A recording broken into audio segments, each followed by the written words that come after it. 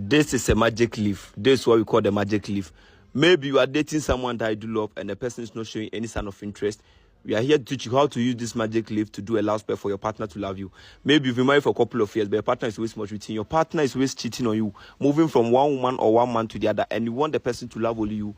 I'm here to use the magic leaf to teach you how to do a spell for your partner to love only you. Do as you say, for your wish to be your partner's command. This is what we are going to do. Listen to me very careful. Have you seen this leaf? You are going to plug one of these leaves. When you are going to plug it, you must go with a coin. Put a coin under it, then plug one. After plugging one, go and buy this bottle of this oil. You call it Aisha. This oil.